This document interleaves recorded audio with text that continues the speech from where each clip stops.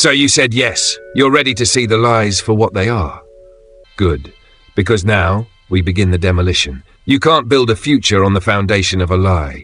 You've tried, haven't you? Tried to build confidence on shame, tried to build relationships on fear, tried to build purpose on approval. But all those towers came crashing down, not because you were weak, but because the ground was never meant to hold something holy. I am tearing down what trauma built. I'm removing the architecture of your inner prison, every belief that kept you small, silent, or spinning in cycles. You thought it was your personality, but it was your protection. You thought it was your nature, but it was your narrative. You thought it was just who you are, but I see who you were before the world told you who to be. Let me remind you. Before they rejected you, I accepted you. Before they labeled you, I named you. Before they broke you, I blessed you, and I never revoked that blessing. But here's what most don't understand. The curse doesn't always sound like a growl. Sometimes it whispers like reason. It sounds responsible, logical, even religious. I need to be realistic. This is just my cross to bear. I guess God is teaching me patience through this misery. No, child, that's not me. That's bondage dressed in false humility, and you've worn it long enough. I'm giving you new garments now, garments of praise instead of despair. But you must choose to take off the old. I won't rip it from you. Healing always honors your will. So ask yourself, do I want to be free more than I want to be familiar? Because freedom has a cost. It requires confrontation. You'll have to confront every system you built to protect the lie. The relationships that reinforce your unworthiness. The habits that numb your need for purpose. The thoughts that sound like you, but never came from me. And here's the truth you've avoided. Your outer world is mirroring your inner agreement. That's why the same battles keep showing up. Why the doors keep closing. Why the dreams stay stuck in someday. It's not fate. It's prophecy. Your prophecy still playing out.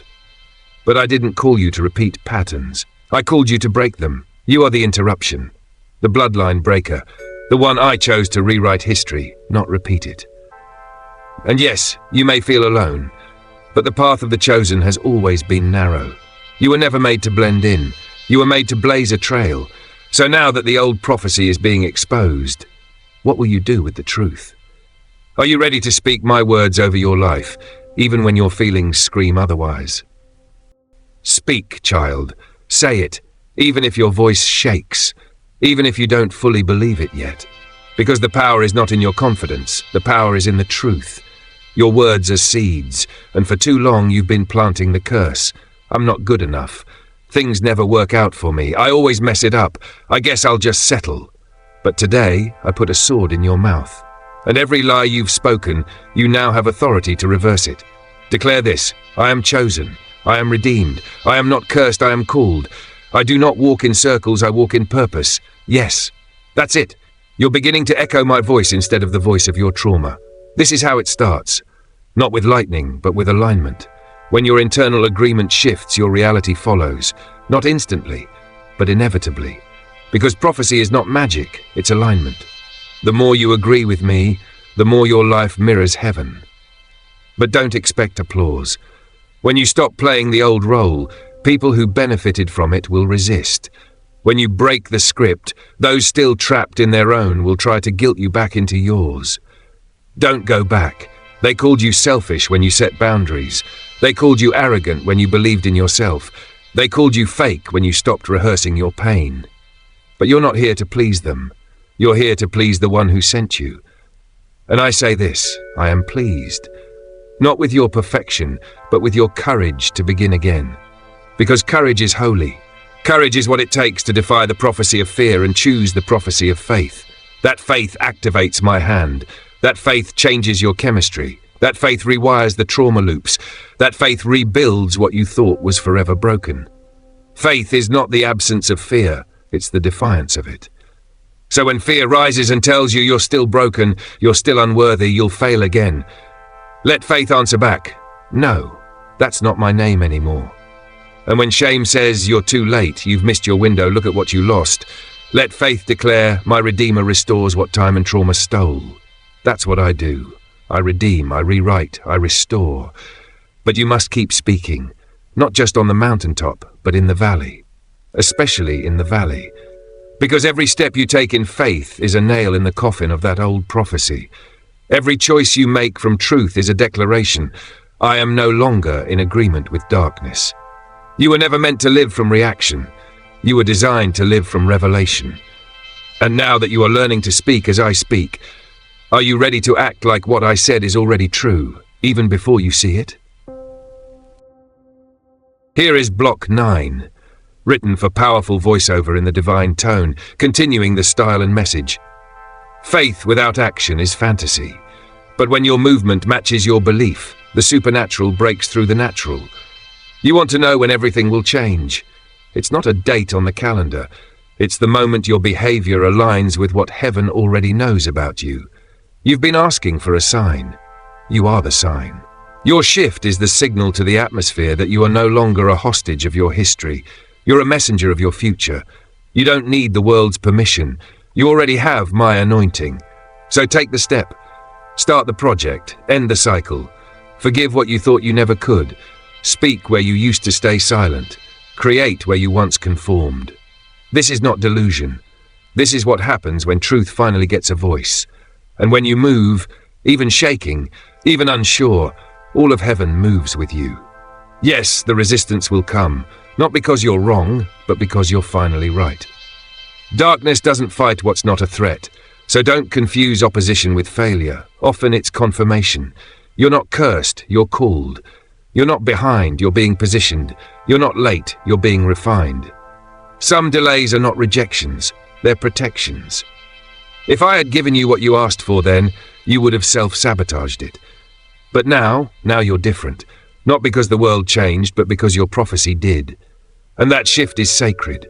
The old you was reactive. This version is prophetic. You speak from your destiny, not your dysfunction.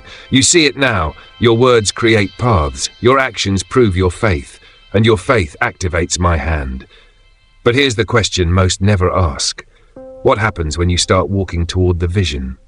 And the world around you still looks like the past. Do you keep going? Or do you let what you see cancel what I said? What if the contradiction you're walking through isn't a sign of failure, but the final test before manifestation? The contradiction is the cocoon. It's where wings are formed but not yet visible. It's where promises feel silent and faith feels foolish. But child, understand this. Silence is not absence. Delay is not denial. I have not forgotten you. This is the hour when you either trust what you know or retreat to what you fear. But I didn't bring you this far just to watch you go back. You were born for this threshold. You are the prophecy in motion. When everything around you looks unchanged, that's when I'm working the deepest within you. You want evidence, but I want endurance. You ask for clarity, but I give you calling. Because if you can move without all the answers, then I know your faith is no longer in outcomes, but in me. Listen closely. Your self-fulfilling curse ends not with more knowledge, but with surrender. Not passive surrender, but active yielding. It means letting me rewrite the script you've clung to. It means choosing truth over trauma, vision over victimhood, and purpose over pity. The curse is never in your circumstance. It's in your narrative. And when you break the lie, you break the cycle. You are not what happened to you. You are not the patterns you inherited. You are not the one they underestimated. You are the one I appointed. Heaven is not watching to see if you'll make it. Heaven is waiting for you to agree that you already have. The next chapter won't look like the last one, because you're no longer playing the same role. You've shed the skin of survival. Now walk in the robe of significance. You were never meant to repeat history. You were made to rewrite it. And now, through your surrender, your obedience, and your relentless faith, you've stepped into the divine edit. I see you. Not the version they made you, not the version your pain shaped, but the original blueprint I authored before the world named you. This is where curses end and covenants begin. This is where fear is silenced and prophecy speaks. Now go. Live, speak, move, like the chosen one you are. The script has already been rewritten. You're not who you were. You're finally becoming who I said you'd be. So here's your final question. Now that you know your prophecy can be rewritten, who will you become, and what future will rise through you? The answer has already begun.